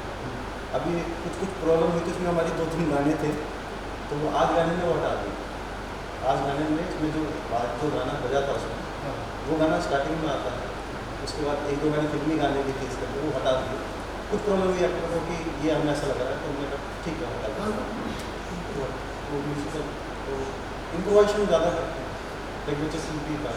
अब इसमें कई सीन थे, वो सारी इम्प्रोवाइज करते हैं, इस सीन को ऐसा कर लेते हैं। बहुत अच्छे, कुछ ब्लॉकिंग साथ लोगों की बड़ी प्रभावशाली थी, बहुत अच्छी लगी। मैं तो देख रहा था जो इतना पहले का किया, बड़ा टू द पॉइंट ले गया। तो एडिट भी शायद करना पड़ेगा, वो अंकुश जी करते हैं उसके। हाँ उसके तो वो उड़ाते हैं, अंकुश जी ने अंकुश लगा के रखा ये बात नहीं निकलना ही अंदर पे। वही कलम मेरे पास रहती है हमेशा। नहीं, अच्छा किया, ये बहुत अच्छी अदा है। अच्छा ये इसमें आप करें डिपार्टमेंट वाला साथ बता रहे हैं, तो जैसे नाटक बन रहा है स्क्रिप्ट और कुछ कह रहा है ये ना ये हटाना है, स्क्रिप्ट के डिपार्टमेंट की ये हटा दो, हाँ क्या हटाया, ये हटाया, ठीक एक्टर को डायलॉग याद किया, उसके बाद उसी से बोल रही है। तो वो हम छोड़ते हैं। मैं लाइट जन करता हूँ तो ये कुछ करता हूँ, तेरा के पास वो मुझे नहीं पता। वो आप कुछ दर्शक साथी वहीं से कुछ पूछना चाहें? नहीं, सबसे पहले तो आपको बड़ा बधाई और धन्यवाद देते हैं कि आप इतनी दूर से चल करके हाँ, और एक अच्छी प्रस्तुति यहाँ लेकर के आए हैं। इसके लिए आप बाकी बधाई के और धन्यवाद के पात्र। एक्टर्स आपके बहुत अच्छे हैं और खासकर वो भारतीय अच्छे नहीं है, गीत सीख रहे हैं भी, अच्छे नहीं है, सीख रहे हैं। नहीं, सभी सीख रहे हैं, सीखने को तो हम ये सर अभी ये उड़ जाएंगे सारे बड़े एक्टर बन जाएंगे वो यही मिलेंगे। नहीं, जो सही तारीफ है वो तो उनको जिनके हकदार हैं उनको मिलनी चाहिए। ये बात जानिए। और बहुत अच्छा काम कर रहे हैं बच्चे नहीं सारे, नहीं, सब अच्छे बच्चे सब अच्छा काम कर रहे हैं और आगे बढ़ेंगे। ये तो रोज़ सीखने की चीज़ है। जी जरूर। सर एक हाँ जी। अभी सर ने कहा कि हमें थिएटर में ऐसा करना चाहिए कि पुरानी जो है उनकी बजाय हमें नई स्क्रिप्ट को मतलब नया कुछ लेके आना चाहिए, वो तभी ऑडियंस जुड़ पाएगा। आपने इतना पुराना नाटक क्यों उठाया? नाटक पुराना राइटर पुराना दिवा लिखा हुआ। पर आप देखिए ना, आप मुंशी प्रेमचंद को पढ़िए, जो उन्होंने लिखा था वो आज भी रेलेवेंट है। मंटो को पढ़िए, जो लिखा था आज भी रेलेवेंट है। अब इतने सारे राइटर हैं, मोलियर को हम अब तक क्यों लेके चल रहे हैं? क्योंकि उन्होंने जो लिखा है वो आगे भी रेलेवेंट रहेगा। पुरानी स्क्रिप्ट को लेकर उसे नई तरीके से प्रस्तुत करना हमारा एक्टिंग होता है कि नई तरीके से उसको किस तरह से प्रस्तुत किया जाए, उसमें क्या इम्प्रोवाइज करेक्ट किया जाए। अब इसमें से मैंने गाने हटाए हैं। अब गाने देखता उस टाइम तो गाने जमीला और जमीला मोलियर जमील लिखा था और भी इसमें गाने थे, वो हटा दिए। तो उसे नाम सोचते कि स्क्रिप्ट पुरानी कोई दिक्कत नहीं है, पर उसे नई तरीके से अब सर ने अपने गुरु जी का नाम लिया। अब पुराने इतने पुराने थे, गुरु जी का नाम क्यों ले? पर लेना चाहिए हमें, पीढ़ी दर पीढ़ी बताना चाहिए कि हाँ ये लोग थे, इन्होंने ऐसा काम किया। नाटक में कहानी कथा में बेटा एक बात और भी होती है, कुछ विषय होते हैं ऐतिहासिक। ये लड़ाई 15वीं शताब्दी में हुई, 11वीं में हुई। तो कुछ नाटक होते हैं जो कालजयी होते हैं, प्रासंगिक होते हैं। वो हर काल में उतनी ही प्रभावशाली प्रस्तुति रखते हैं। देखो, इश्क इस दुनिया में हमेशा से रहा। इनको इश्क है नाटक से, उन सबको नाटक से प्रेम है ना इश्क। अब वो चूंकि अपन ह्यूमन बीइंग है, फिजिकली भी होता है ना। तो प्रेम एक शाश्वत चीज रही इस संसार की सृष्टि की, वो इस नाटक में है ना। प्रेम के दुश्मन भी उतने ही शाश्वत रहे। वो उस समय भी थे, आज अब्बा हुजूर के रूप में, डैडी के रूप में, पड़ोसियों के रूप में, है ना। तो वो सारी चीज़ें हैं, उनको आज आप मिलाकर देखिए। नाटक बेशक लिखा गया होगा उस काल में, फिल्मों में क्या है, आप किसी फिल्म को उठाकर देखिए। एक लव स्टोरी जो 2 मिनट मूवी होती है वो यही होती है, एक लव स्टोरी। प्रस्तुतिकरण कैसा है? क्या ये इतिहास में जाके वैसा प्रस्तुत कर रहे हैं इस नाटक को जैसे मौर्य में उस समय, या ये आज प्रस्तुत कर रहे हैं? वो लड़का अंग्रेजी भी बोल रहा है, उर्दू बोल रहा है, तो वो अपने तक पहुंचता है, छूता है। ऐतिहासिक चीज़ें भी पहुंचती हैं। नाटक की प्रासंगिकता तो आज भी बनी है। बहुत अच्छा नाटक चुना है आपने, बना रहे, बहुत अच्छा प्रयोग हुआ। Once again thank you very much all of you. आज के लिए धन्यवाद। कुछ और आप बात कहना चाहते हैं? सर मैं आपसे बहुत अच्छा लगा ये चर्चा सुन के, और आपका लहजा भी बड़ा अच्छा लगा। मेरा एक आपसे मैं सवाल ये पूछना चाह रहा हूँ कि आपने विजय माथुर जी के निर्देशन में स्टार्ट किया, जाहिर तौर पे ये दौर पुराना दौर रहा होगा, और आज के दौर में भी आप देखते हैं कलाकार आ रहे हैं, नए बच्चे आ रहे हैं, जा रहे हैं, चीज़ें चल रही हैं। ये थोड़ा सा मेरे को आप दौर का ही फ़र्क है, डे बाय डे टेक्नोलॉजी आ रही है, बिल्कुल हम बहुत तेज़ी से बढ़ते हुए जा रहे हैं। तो उस कालखंड में अगर विजय माथुर जी ने आपको कहा यार आना है आपने, तो आप मेरे ख्याल से टाइम निकाल के चीज़ें करने गए, जा पाए। और अभी आपने खुद बोला कि बड़ा मुश्किल हो गया रिहर्सल करना, राइट? तो अभी हम प्रोफेशन की तरह देख रहे हैं, तब इतना मुश्किल हो गया, जबकि आपने शायद जब चीज़ें की तो एमेच्योर तरीके से की, शौकिया रंगमंच के थ्रू की, तो ये क्या डिफरेंस बेसिकली, क्या आपकी तरफ से क्या मैसेज होना चाहिए हमारे जैसे नए लोगों के लिए कि क्या क्या उसमें रहना चाहिए? जिस तरह से आप शिद्दत से करते थे, हम प्रोफेशन में होने के बाद शायद उतनी शिद्दत से नहीं कर पा रहे हैं चीज़ें। देखो कि ये ज़माना हमेशा एक जैसा है, कहने को हम कह रहे हैं। अब मैं आपको एक जुमला याद दिलाता हूँ, आप याद कीजिए, यहाँ उपस्थित महानुभावों में से ये याद करें, अपने दादाजी और अपने पिताजी के बीच का कोई संवाद याद कीजिए, उसमें एक कॉमन डायलॉग हुआ करता था, यार हमारे ज़माने में तो हमने कर लिया, अब तुम्हारे ज़माने में तुम पता नहीं कैसे करोगे। कॉमन डायलॉग, वो डायलॉग मैंने मेरे पिताजी से सुना, वो मेरे को वो सेम डायलॉग कहते हैं, और वो हमारे ज़माने में हमने कर लिया, यार तुम्हारी सामने पता नहीं तुम कैसे करोगे। मैं ये बात मेरी बिटिया को कहने लगी। तो ज़माना एक जैसा है, ज़माने का लेवल एक जैसा है। या तो हम इसको यूँ कहें, वो कह रहा था ना उनकी लड़ाई में वो शब्द बड़ा अच्छा था, इस गधे से शादी कर ली, गधा हो गया। तो हमारे गुरु जी को हम लाड से कहा करते थे, बोले आप गधेड़े आए नहीं, लेट हो गए। तो मैं मजाक के तौर पे कह रहा हूँ बात की, या तो उस समय भी हम ऐसे ही गधे थे, आज भी ऐसे ही गधे, या हम उस समय भी इतने ही इंटेलिजेंट थे और आज भी उतने ही इंटेलिजेंट। जो निरक्षर थे वो इंटेलिजेंट नहीं थे, ऐसा नहीं था। निरक्षर होना एक अलग बात है, इंटेलिजेंस से अलग, एजुकेशन से कोई रिलेशन नहीं। तो ज़माना उस समय भी बिल्कुल ऐसा था, चुनौतियाँ उस समय भी बिल्कुल ऐसी थी। शहर 4 किलोमीटर के रेडियस में बसे होते थे, आने जाने में हमें 20 मिनट 25 मिनट लग जाते थे। कोई बस से आ रहा है, कोई तांगे से आ रहा है, कोई पैदल आ रहा है। आज सबके पास में हवाई जहाज बड़ी मोटरसाइकिल है, मेरे को डर लगता है, वो पास से निकल जाता है, इतना चमक जाता है। लेकिन आज ट्रैफिक इतना बढ़ गया, आने में समय आज भी उतना लगता है। ज़रूरत किस बात की है? ज़रूरत इस बात की है कि वो उत्साह, वो उमंग हमारे मन में है कि हम एक अच्छी चीज़ सीखने जा रहे हैं और एक अच्छी चीज़ प्रस्तुत करने जा रहे हैं। वो अच्छी चीज़ सीखने के लिए सारे बच्चे यहाँ तक आते हैं, वो अच्छी चीज़ देखने के लिए ये लोग यहाँ तक आते हैं, हम यहाँ तक आते हैं। जब भरत मुनि ने नाट्यशास्त्र लिखा तो इंद्र की सभा में प्रस्तुत किया कि लीजिए मैंने नाट्यशास्त्र लिख दिया, अब इसको करिए। तो यक्ष थे, गंधर्व थे, किन्नर थे, उन्होंने मना कर दिया, बस अब आपने बस की बात करनी। तो बाबा जी बताओ ने कहीं कहीं लिख दियो, आम की कभी नहीं और कटी कभी नहीं, और हाँ ये हमारा तो हमको तो आता ही नहीं, हम नहीं कर सकते। दिन एक नया प्रश्न आया कि who will do it? तो उसका आंसर आया, ये बच्चे अब सुनेंगे, खुश होंगे, ये सामने वाले भी सुनेंगे, कि मृत्यु लोक में जो बहुत अधिक सौभाग्यशाली लोग हैं, जिन पर भगवान नटराज का, माँ सरस्वती का सबसे अधिक आशीर्वाद है, वो इसे करेंगे।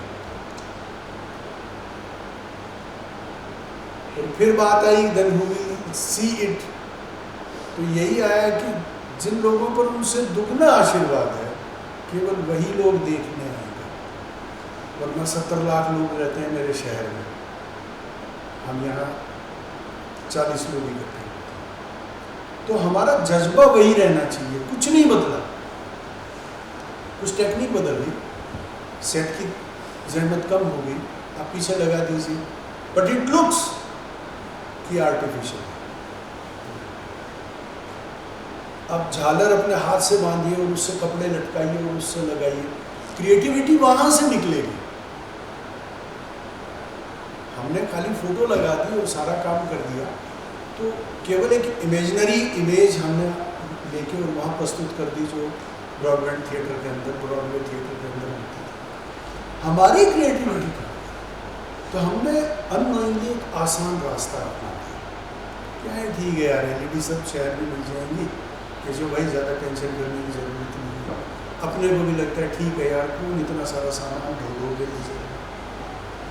कटे हुए पेड़ के तने हम लोग ढो के ले गए थे। पेड़ तो हर जगह होता है। आजकल अब थोड़ी सी टेक्निक नई आ गई तो अपने को समझ में आ गया कि यार 5 खाली पाइप मंगा लो, उसके ऊपर भूरा भूरा कागज है, वो चिपका दे, काम हो जाएगा, खड़ा हो।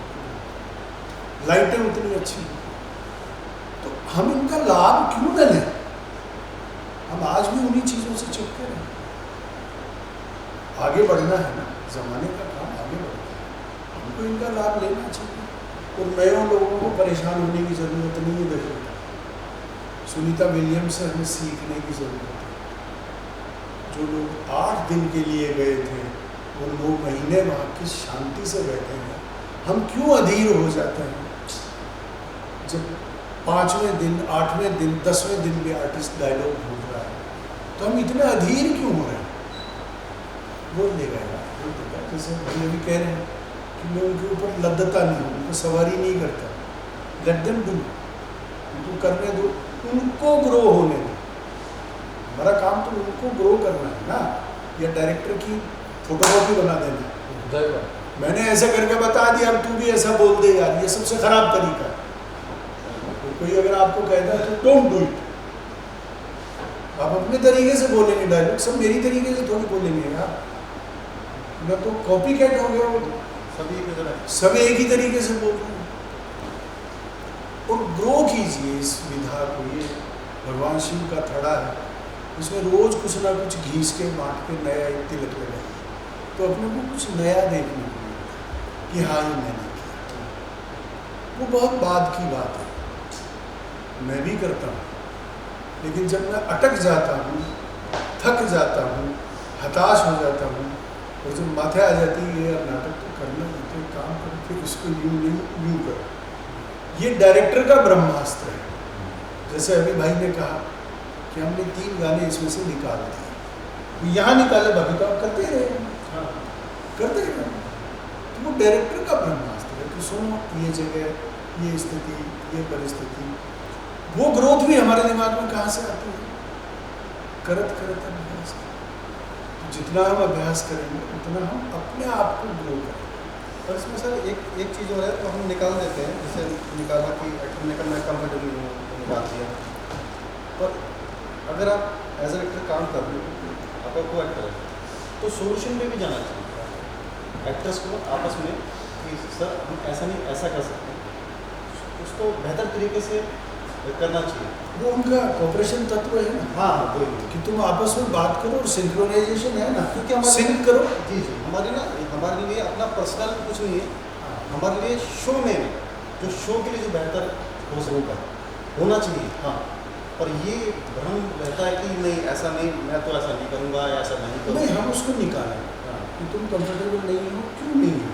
उसके लिए प्रोफेसर सतीश आनंद अपने को एक बात सिखा के गए थे, अच्छा तुमसे नहीं होगा, नहीं सर मुझसे नहीं, एक बार करके देखो, फिर देखते हैं होता है। और ये जो आजकल वो क्या क्या है, जेंजी है, क्या है जेंजी जनरेशन, ये बड़ी खतरनाक नहीं खतरनाक, हम इनको ढाल नहीं पाए। जैन जी में से ही लोग आएंगे और नाटक करेंगे, उनके बाद वाले बच्चे सब उसी में से आएंगे। नहीं, पर पानी तो हमें जो देना है वो है ना, पीढ़ी दर पीढ़ी, अपन जो जनरेशन को हमें सही से रखना है। हम भरतमुनि को हटा दें, भरतमुनि कुछ नहीं करता, तो लेके तो हम वही कर रहे हैं ना, अनोइंग नहीं कर रहे हैं। आप ठीक कह रहे हैं, लेकिन जैन जी को जो नया संस्कार मिला है, उसमें सबसे खतरनाक वो लोग हैं जो सन 95 के बाद पैदा हुए, जिनको 99 में मोबाइल फोन इंट्रोड्यूस होकर नहीं हुआ। और जैसे जैसे उनकी ग्रोथ हुई 99 के बाद में 2001, 5, 2010, तो उनका जीवन जो है वो इस टेलीफोन पे हुआ कि सब ये है असली, ये सब डमी है।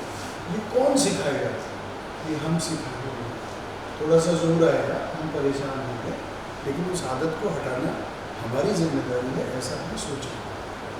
वरना तो बच्चे तो बहक गए, बच्चों को लाना नहीं उसको। राइट सर, बहुत बहुत धन्यवाद सर ये सार्थक चर्चा के लिए। और जाहिर तौर पर जब रिहर्सल के लिए आते हैं तो वो फ़ोन साइड में होता है, तो कम से कम वही सक्सेसफुल मान देंगे 3 घंटे के लिए फ़ोन साइड में थे। बहुत बहुत धन्यवाद सर आपका। और मैं आप सभी का बहुत बहुत धन्यवाद करता हूँ जिन्होंने इस प्रस्तुति को देखा और सराहा।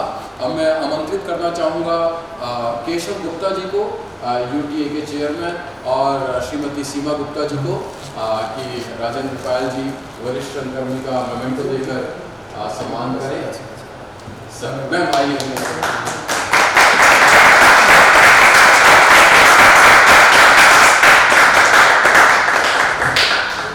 और इनके साथ मैं आमंत्रित करना चाहूँगा कि प्लीज़ आज इस नाटक के निर्देशक दीपक पुष्पदीप जी का भी आप मोमेंटो देकर स्वागत करें।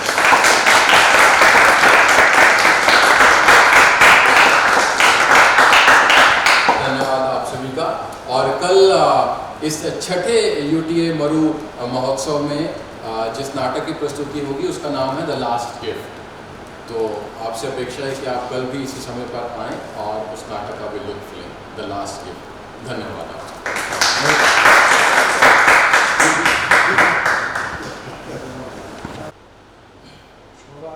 मैं गुजारिश करूंगा दिलीप भट्ट जी से, कृपया मंच पे पधारें और निर्देशक के साथ हम रंग संवाद करेंगे। Dilip ji Bhatt. Universal theatre academy का जो फेस्टिवल चल रहा है उसमें आज नाटक देखा, the lost gift, last gift. Mahesh Mawar का नाटक, ये लेखन के साथ साथ एक्टर के साथ साथ इसको डायरेक्शन करना बड़ा मुश्किल खेल है, एक साथ 3 काम करना। क्योंकि एक्टर जब स्टेज पे रहता है तो सामने वाला क्या देखे, तो वो कंट्रोल करना बहुत मुश्किल होता है। लेकिन नाटक के साथ साथ सब्जेक्ट बहुत अच्छा है। आज की युवा पीढ़ी अगर इसको समझती है, जानती है, तो बहुत बड़ा सब्जेक्ट है। और इस सब्जेक्ट को महेश ने उठाया, इसके लिए जोरदार तालियां। सही बात। जीवन में उतार चढ़ाव आते हैं, सबके आते हैं, पति पत्नी और प्रेमी प्रेमिका, लेकिन प्रेम अपनी जगह है। पाश्चात्य संगीत या पाश्चात्य जिसको पहनावा कहते हैं वो अजीब है। आजकल आधुनिक शैली बहुत ज़्यादा हावी होती जा रही है हम पर, इसलिए इस चीज़ को इसने उजागर किया। लेखन के साथ साथ लिखना और लिखने के साथ साथ चीज़ को डेवलप करना, ये बहुत बड़ा खेल। महेश से मैं आज से नहीं, मैं बहुत पहले परिचित हूँ। मैं आभार मानता हूँ केशव गुप्ता का, उन्होंने मुझे आज आमंत्रित किया है और मुझे अच्छा लगा महेश का नाटक। अच्छा महेश, आपसे बात पूछूंगा, जब ये नाटक लिखा आपने, तो आपके जहन में क्या चल रहा था? क्या ऐसे आवाज आ रही है? माइक से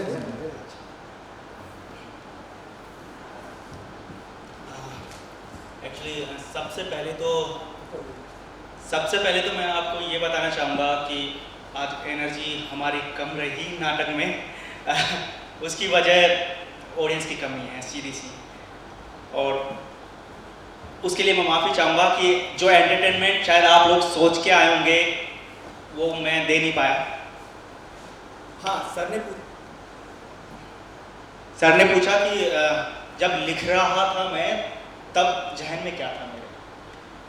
एक्चुअली मैं जब लिखता हूँ तब इतना टाइम तो मिलता नहीं है कि मतलब एक सब्जेक्ट को पकड़ के उसके पीछे चलते रहो और आपने उसी में डूब के आपने कर लिया। मैं स्टडी भी साथ में करता हूँ तो वो भी साथ में चलती रहती है।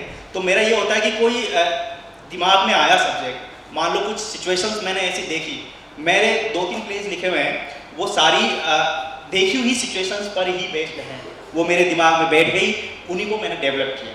तो ये जो कहानी है मतलब पति पत्नी का एक्स्ट्रा मैरिटल जो अफेयर है, ये भी मैंने कहीं देखा तो उसको मैंने डेवलप किया। जहन में ये था कि आजकल की संस्कृति को हो क्या रहा है, मतलब जहाँ हमारे गांधी जी ने बोला सादा जीवन और उच्च विचार रखिए, वहाँ पर आज की संस्कृति उल्टी हो गई है, सादे विचार और उच्च जीवन हो गया उन लोगों का। तो सिर्फ यही सोच के मैंने उस पॉइंट को पकड़ लिया कि नहीं, इस पर कुछ होना चाहिए। अब इसको धीरे धीरे डेवलप करने में मुझे 3 साल लग गए। थोड़ा लिखता, फिर मुझे ऐसा लगा कि नहीं, ये सही नहीं है, शायद स्त्री पुरुष का जो क्या बोलते हैं भेदभाव, मतभेद जो हो जाते हैं वो हो जाएगा, नहीं इसको थोड़ा चेंज करते हैं कि ऐसा नहीं हो कि मतलब स्त्री का पक्ष हो या फिर जेंट्स का पक्ष हो अपने नाटक में। हमने दोनों को मतलब सिमिलर करने की कोशिश की है। अब कितना उसमें मैं सफल रहा वो तो आप ही लोग जानते हैं। जो स्त्री और पुरुष के मतभेद होता है जी, उसका असली क्या कारण? देखिए मतभेद कहाँ नहीं होते हैं। मतभेद जहाँ 2 बर्तन होते हैं वहाँ होते ही होते हैं। असली कारण होता है विचारों का मत। पति पत्नी 25 साल कहीं और रह के वो अब एक रिश्ते में जुड़ते हैं, उनके विचार कितने मैच खा पाते हैं। हाँ, उसके बाद में विचारों के अगर आप में मतभेद है तो भी आप उसको मेंटेन करके चलिए। ऐसा नहीं कि जैसे आपने नाटक में दिखाया ईगो, दोनों के बीच में जो ईगो है, आप बैठ के बातें कीजिए आपके बीच में क्या प्रॉब्लम्स चल रही हैं, लेकिन लास्ट में भी दोनों मिलने की कोशिश थी। दोनों के मन में ये चल रहा था कि हम मिलें, लेकिन बात यही कि पहल वो करें। दोनों यही सोच रहे थे और किसी ने पहल नहीं की और दोनों अपने अपने रास्ते वापस चले गए। होना ये चाहिए कि किसी को तो पहल करें। रिश्तों को बचाने के लिए आपको बैठ के बात करनी पड़ेगी। मेरी तो शादी हुई नहीं है, लेकिन मैं अपने सिर्फ अनुभव के आधार पर जो मतलब देखा है सुना है उसी आधार पर बता रहा हूँ कि आपको बैठ के मतभेदों को दूर करना चाहिए, अपना ईगो अपने रिश्तों से साइड में करके रखना। लेकिन आज के युग में जो स्त्री है, प्रेम करे या ना करे, हो जाता है।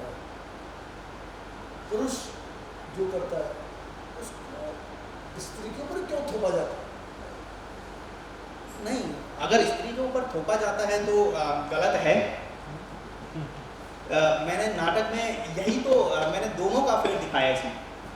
मैंने वन साइड बताया नहीं, मैंने स्त्री का भी पक्ष रखा है उसमें और जेंट्स का भी पक्ष रखा है। कहीं मैंने मतलब पक्षपात करने वाली स्थिति रखी नहीं है।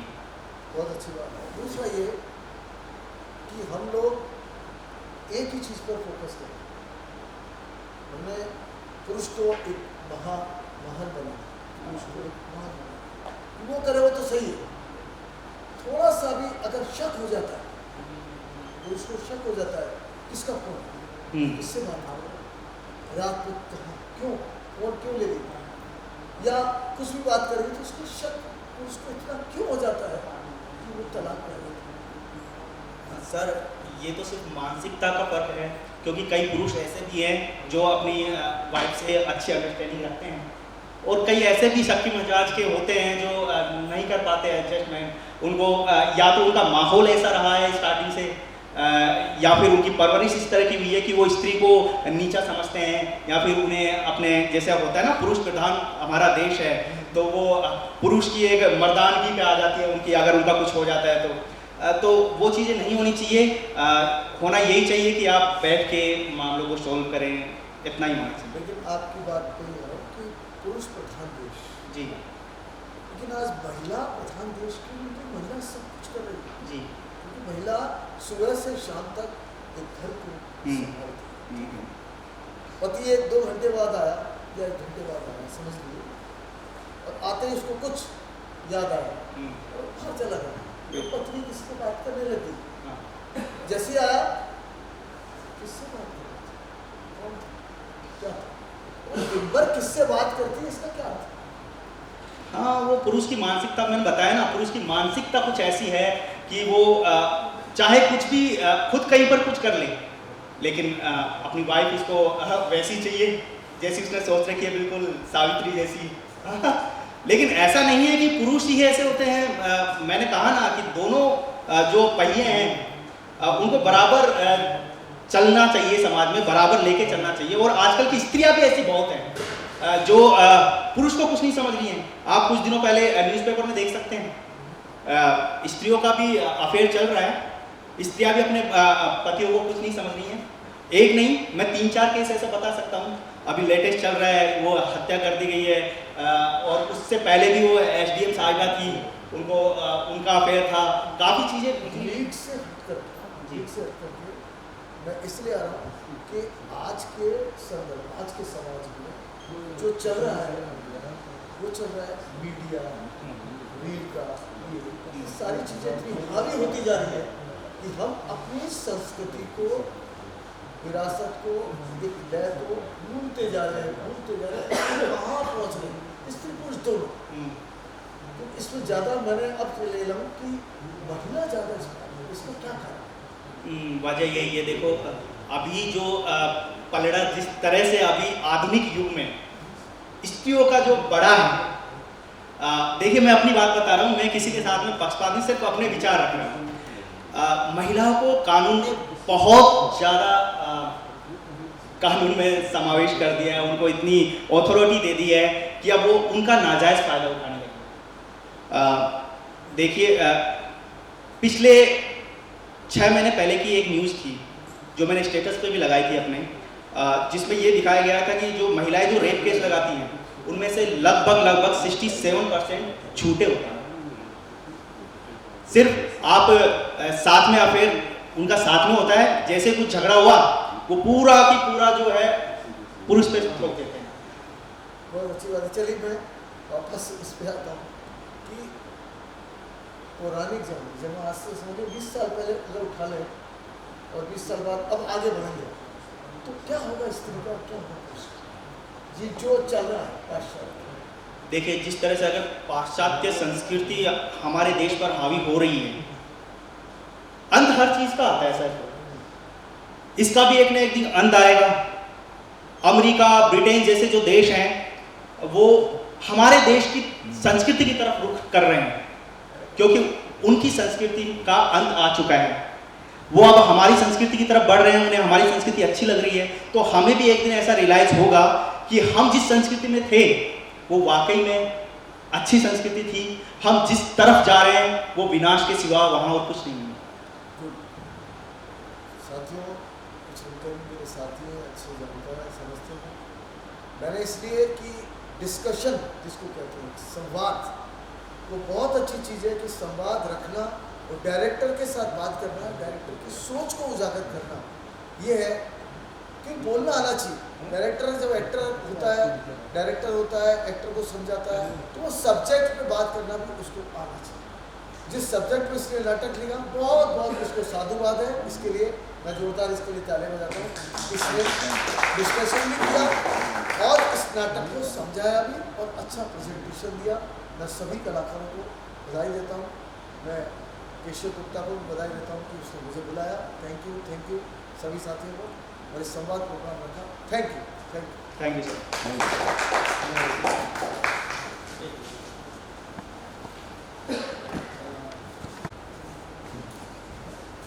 मैं उससे गुजारिश करूँगा कि नाटक के निर्देशक का भी मोमेंटो देके सम्मान करें।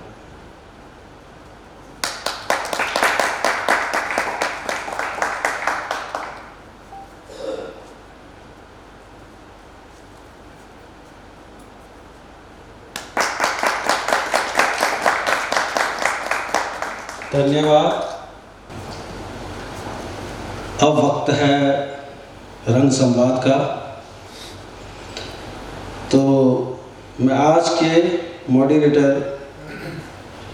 वरिष्ठ रंगकर्मी एवं नाट्य व्याख्याता कुलदीप शर्मा जी से आग्रह करूंगा कि वो मंच पर पधारें।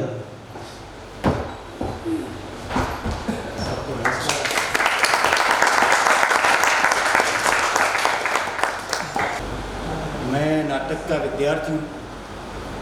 करीब 37-38 साल से सीखने की कोशिश कर रहा हूँ और जो भी कुछ थोड़ा बहुत जान पाया हूँ ऐसे नवयुवकों से और अपने गुरुजनों से, उसी को लेकर के आगे चल रहे हैं और रंग कर्म में व्यस्त हूँ। इसमें आनंद आता है, मज़ा आता है, खुशी होती है।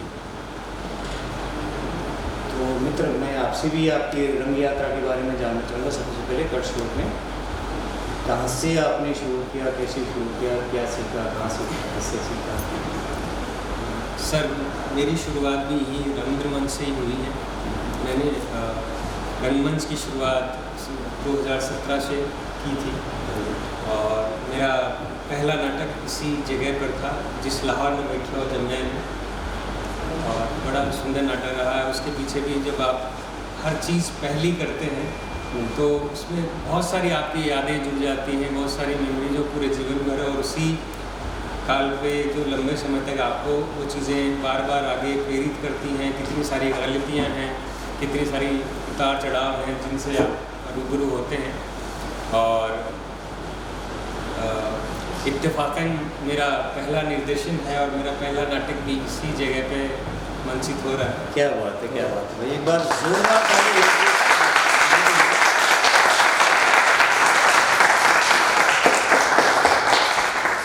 देखिए मित्रों, वैसे तो मंच आज इनका है, इन छोटी सी भूमिका आपको बांधूं कि एक नाटक की विधा है एब्सर्ड नाटक या असंगत नाटक।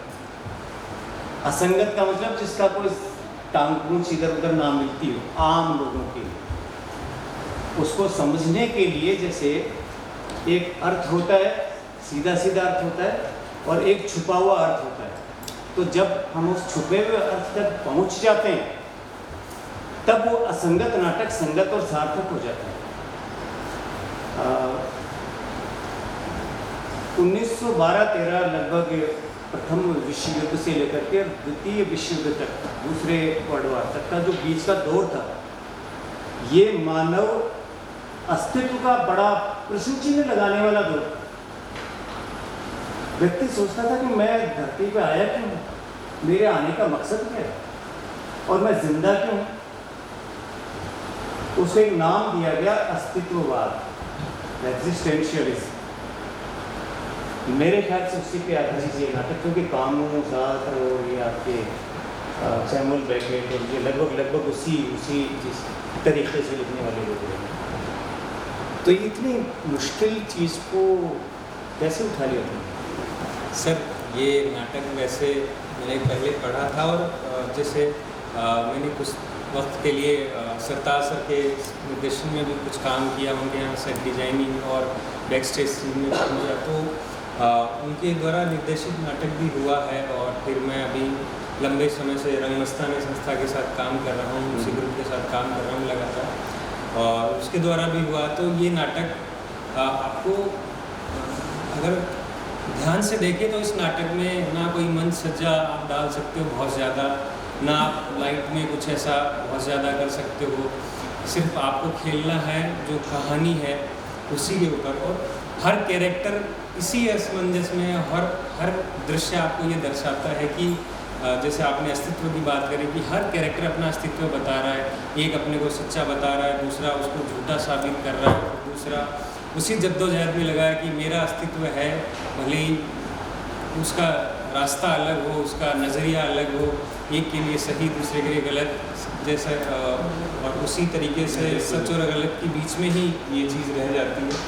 और जैसे कि अंधा युग में भी वैसा ही कुछ ना, कि वो अंधा युग में भी आता है, कहीं एक जगह आता है तो प्रहरी कहता है सब तो मर गए, फिर हम प्रहरी किसके हैं, किसके लिए पहरा दे रहे हैं। और यहाँ भी इस अस्तित्ववाद में भी, यहाँ भी बीच में जो मैं इसमें देख पाया, और उसका अस्तित्ववाद का एक मूल जो है, ये भी दो प्रकार से है कि एक तो नास्तिक अस्तित्ववाद और एक आस्तिक अस्तित्ववाद है। वो लेडी तो भगवान की बातचीत कर रही है और दूसरा कहता है भगवान को छूता ही नहीं। तो पूर्ण रूपेण से नाटक जो अपने आप में लिखा गया है तो बड़ा है, और कलाकारों ने बड़े अच्छे तरीके से इसको पेश किया। और मेरा मानना कि आसान नाटक तो नहीं है चीज़। तो इसकी तैयारी कैसे करी, प्रोसेस क्या था? प्रोसेस सर जैसे कि हर नाटक की शुरुआत वैसे ही होती है, रीडिंग से, फिर आप बातचीत करते हो, उसके बारे में पढ़ते हो, उसकी चीज़ें एक दूसरे से जिज्ञासाएँ हैं। क्योंकि इससे पहले भी हमने 2-3 ऐसे नाटक किए जिसमें ये चीज़ असमंजस में ही थी कि ये मतलब एक हम जैसे कि रश्मि रथी करते हैं नाटक, तो उसमें भी एक तरफ से आप दूसरा नज़रिया देखो तो कर्ण अपनी जगह सही है और सामने वाला जब धर्म के रास्ते पे उसको जब अंतिम समय में होता है तो कृष्ण हमें दर्शाते हैं कि आपने ये गलत किया, आपने ये सही किया। तो कई सारे चीज़ें ऐसे बढ़ती चली गई और फिर ये नाटक भी एक बार दोबारा जब मैंने पढ़ा या देखा, मेरे साथ विवेक हैं इस नाटक पे जो मेरे सह निर्देशक भी हैं, मेरे से ज़्यादा उन्होंने खूब मेहनत करी इस नाटक पे और मैं उनका बहुत शुक्रगुजार हूँ। तो विवेक जी के लिए भी एक बार तारीफ।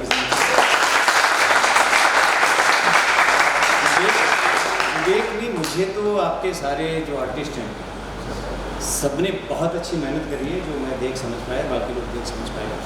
लेकिन मैं मूल रूप से इस नाटक को उठाने का नज़रिया विवेक का ही था कि विवेक चाहता था कि हम ये नाटक करें और फिर हमने बातचीत की, डिस्कशन किया। विवेक की छाप का एडिशन है इसमें। आ जाइए इधर, आ जाइए आप, वो ले लीजिए स्टूल।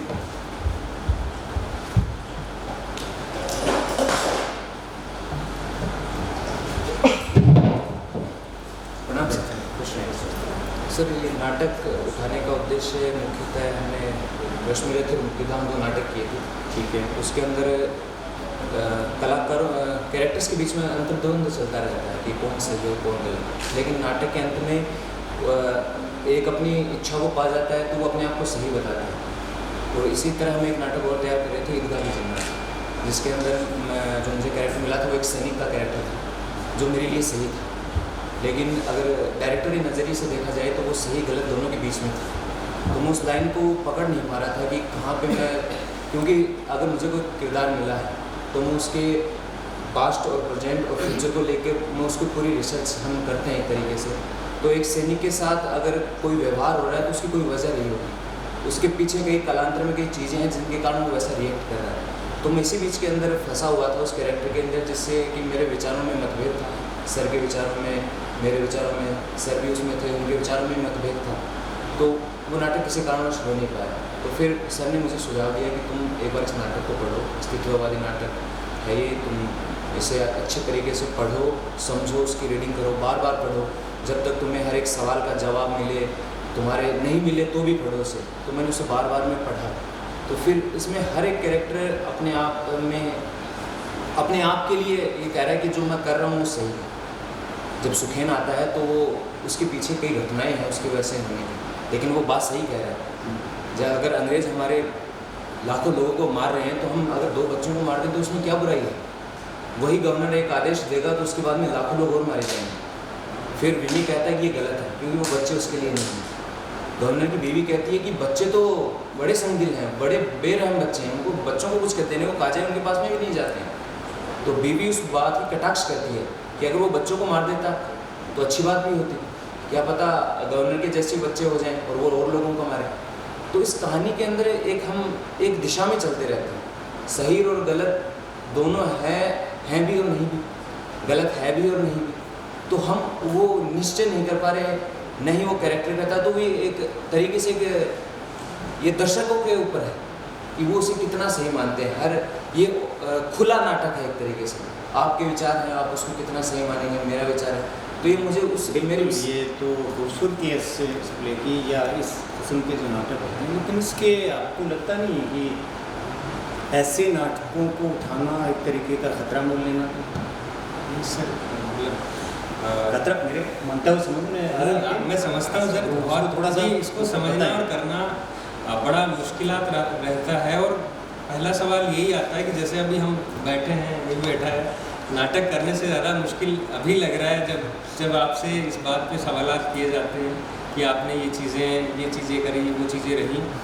तो लेकिन गलतियाँ करने से ही तो हम सीखेंगे। अगर मैं कोशिश ही नहीं करूँगा तो ऐसा नहीं, तुमने बहुत अच्छा काम किया। खतरे से सीधा मतलब ये है कि नाटक आमतौर पे या तो व्यक्ति दर्शक अपने आप से कनेक्ट करता है, ऐसा घटनाक्रम, या नाटक में कहानियों जो हमने बहुत पहले से कभी सुनाई। अब इस किस्म के जो नाटक होते हैं जिसमें अर्थ को खोजना ढूंढना पड़े, उस खतरे की मैं बातचीत कर रहा हूँ कि उसमें क्या आपको लगता है कि उसमें ऐसा कोई खतरा होना चाहिए या नहीं होना चाहिए, या लगता है नहीं लगता? सर मुझे लगता है कि हर एक कलाकार को एक अस्तित्ववादी नाटक करना चाहिए 5-6 नाटक करने के बाद, ताकि वो अपने आप को और खोज पाए। इसका कारण ये है कि इसी घटनाक्रम को अगर हम अपने देश के किसी घटनाक्रम से जोड़ लें तो हमें उसके जैसे किरदार को निभाना पड़ेगा, क्योंकि उनका ब्यौरा हमारे पास में पूरा है। जैसे कि आप पीछे देख सकते हैं भगत सिंह है, राजगुरु सर, ये जितने भी हैं। लेकिन अगर हम किसी कलाकार को बोलें कि इसमें आप अपना भी एक अंश डालें, तो वो शायद उस किरदार के लिए भी अच्छा होगा, न कि उनके लिए भी बुरा नहीं होगा। क्या पता कि मैं उस वक्त में होता, उस कालक्रम में होता तो मैं यही करता। तो मुझे लगता है कि ये कलाकार के लिए अपने आप को, अपनी गलतियों को सुधारने और अपने आप को और खोजने के लिए ज़्यादा ज़रूरी है। मुझे इस मामले में सबसे चलो मैं आपको थोड़ा सा इजी करता हूँ। ऐसे नाटकों की आज ज़्यादा ज़रूरत है। सवाल आ रहा है अस्तित्व का, और अस्तित्ववाद में सिंपली जितना मैं समझ और पढ़ पाया अब तक की मेरी जिंदगी में, कि सबसे पहले हम हमारे होने को सार्थक करें। और इसकी विशेषता ये है कि आप किसी दूसरे के विचारों को अपने ऊपर ओढ़े नहीं। और वो क्या रहा है आजकल कि हर कोई दूसरे के विचारों, अपने विचार दूसरे पे थोपने की कोशिश कर रहा है, और हम उन विचारों को अपने आप पे थोपने दे रहे हैं और फिर अपने निर्णय को बदल रहे हैं। जो भी निर्णय हम ले रहे हैं वो निर्णय हमारे खुद के नहीं होकर के किसी और के विचारों से प्रभावित होकर के निर्णय कर रहे हैं। जबकि ये नाटक या इस तरीके का ये विधा है, ये कहते हैं कि नहीं, सबसे पहले आप अपने आप को पहचानें, अपने आप से सवाल करें, अपने आप से पूछें और अपने विचारों के ऊपर दृढ़ रहें, फिर उसके लिए जिम्मेदार आप खुद ही हैं। तो ये है, बाकी तो बढ़िया अच्छा है। और किसी का कोई प्रश्न हो अपने से दर्शकों में से तो बिल्कुल बातचीत करें। मित्र मंडली, ओपन दर्शकों से कोई बात करें, कोई सवाल निर्देशक से या कलाकारों से किसी को कुछ पूछना हो, आर्टिस्ट भी सामने बैठे हैं। कि मैं बस सीमा गुप्ता जी से निवेदन करूँगा वो मंच पे पधारे और हमारे ऑपरेटर कुलदीप शर्मा जी का स्मृति चिन्ह देकर सम्मान हो।